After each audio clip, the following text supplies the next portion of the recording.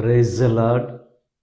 అతి శ్రేష్టమైన యేసుక్రీస్తు నామములో మీ అందరికీ ఉదయకాలపు శుభాలు తెలియజేయుచున్నాను. ఈరోజు దేవుడు మనకు అనుగ్రహిస్తున్న అతి శ్రేష్టమైన వాగ్దానము కీర్తనలు 37వ అధ్యాయము 4వ వచనాన్ని చదువుకుందాము. యెహోవాను బట్టి సంతోషించుము, ఆయన నీ హృదయ వాంఛలను తీర్చును. దేవుని బట్టి సంతోషించుము, ఆయన నీ హృదయ వాంఛలను తీరుస్తానని చెప్పి వాగ్దానం చేస్తున్నారు. దేవుని కొరకు ఎవరైతే జీవిస్తారో, ఆయనను అనుసరిస్తారో వారి హృదయ వాంఛలను దేవుడు తీరుస్తాడు. మన యందు ఆయన మాటలు నిలిచి ఉంటే, అనగా ఆయన మాటల ప్రకారం మనం జీవిస్తే, మనకి ఏది ఇష్టమో అడిగితే ఆయన అనుగ్రహిస్తారు.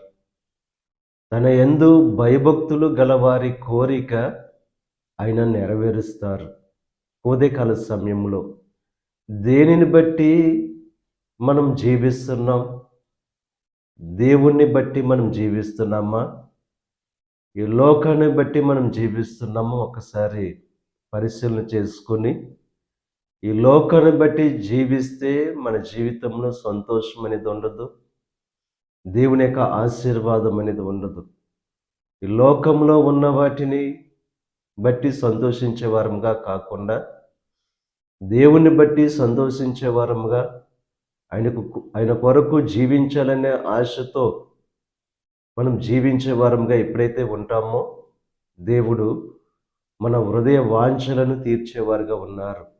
ఉదయకాల సమయంలో ఆ రీతిగా దేవుని కొరకు జీవించేవారుగా ఉంటూ, దేవుని ద్వారా మీ జీవితాల్లో సమస్తాన్ని పొందుకోవాల్సిందిగా ప్రభు పేరట మిమ్మల్ని కోరుచున్నాను. దేవుడు మిమ్మల్ని దీవించి ఆశీర్వదించి మీ హృదయ వాంఛలను దేవుడు తీర్చును గాక. ఆమేన్. ప్రార్థన చేసుకుందాం. పరిశుద్ధుడా, మహోన్నతుడా, సర్వశక్తిమంతుడైన యేసయ్య, ఈ ఉదయకాల సమయంలో నువ్వు అనుగ్రహించిన అతి శ్రేష్టమైన వాగ్దానాన్ని బట్టి నీకు స్తుతులు చెల్లిస్తున్నాం దేవా. నిన్ను బట్టి ఎవరైతే సంతోషంగా జీవిస్తారో, నీ కొరకు జీవించాలని, నీ మాటల ప్రకారం జీవించాలని చెప్పి ఎవరైతే అటువంటి మనసు కలిగిన వారుగా ఉంటారో, వారి హృదయ వాంఛలను తీరుస్తానని చెప్పి వాగ్దానం చేస్తావు. నువ్వు నమ్మదగిన దేవుడవు. ఈరోజు ఎటువంటి ఆశలతో ఉన్నారో వారి ప్రతి ఆశను తీర్చండి. ఈ ప్రార్థనలో ఏకీభిస్తున్న ప్రతి ఒక్కరిని దీవించండి, ఆశీర్వదించండి. ఈరోజు తలపెట్టిన ప్రతి కార్యాన్ని సఫలం చేయండి. వారి రాకపోకల్లో నీకు సహాయం అనుగ్రహించండి. అనారోగ్యం ఉన్న బిడ్డలను స్వస్థపరచుదేవా. వారు పొందుకున్న స్వస్థం బట్టి నేను మహింపరచుకునే భాగ్యాన్ని కలుగు చేయండి.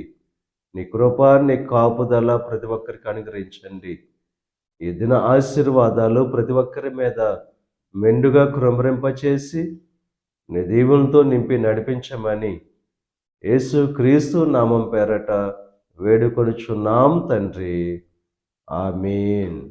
తండ్రి, కుమార, పరిశుద్ధాత్మ త్రియేక దేవుని యొక్క కృప సదాకాలం మనకు తోడై ఉండి, దేవుని యొక్క దీవెనలో ఆశీర్వాదాలతో నింపి నడిపించును గాక. ఆమేన్.